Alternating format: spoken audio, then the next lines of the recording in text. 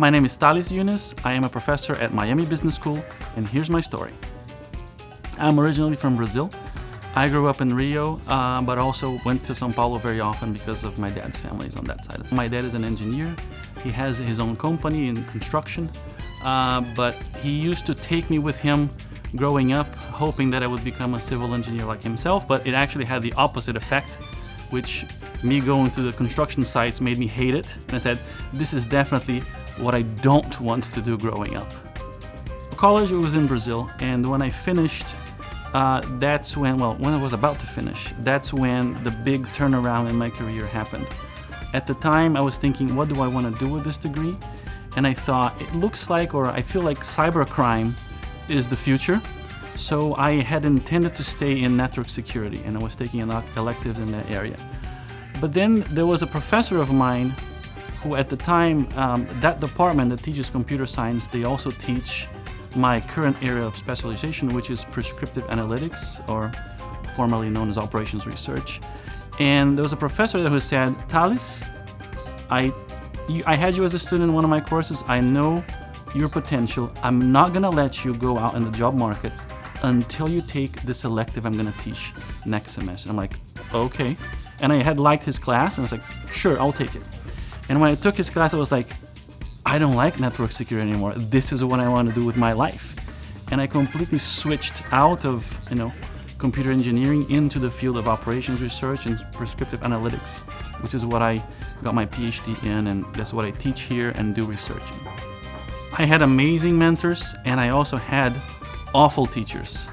And it is looking back at the examples of those two extremes that I keep in mind when I'm teaching my own class.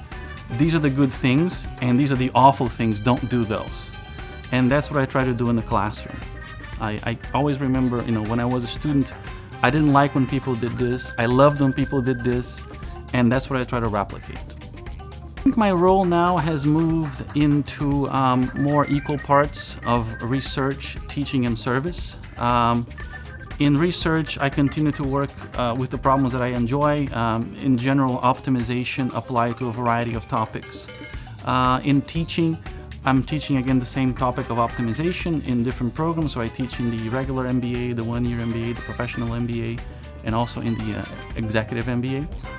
And in service now, I have taken on a larger role as the academic director of both the full-time MBA and the online professional MBA. It's so applicable, immediately applicable for all sorts of contexts. And this is the second item of operations research, or if you will, business analytics. It is not context specific. You learn a collection of tools and you can apply them in accounting, finance, HR, healthcare, sports, art, all of this. And again, it's the idea of helping decision making. I think it's really the people, and if I had to choose which people, it's really the students, at least for me. I love getting to know them. First day of class, it's a little bit tense. You don't know what's going to happen. I still get butterflies in my stomach. I want to create a good first impression. And then with time, and students come to you and shake your hand, and you start to get to know them a little better. You get to know about their life stories and what they want to accomplish. You meet with them, outside of class. And this getting to know of these people and becoming part of their lives, and hopefully every now and then helping somebody, achieve something that they want. And when they email you back a few years later saying, Professor, I'm using that thing here in this job, or I did this and now I'm going for this other challenge. And this is really like what brings a smile to my face and makes me believe that I'm in the right place.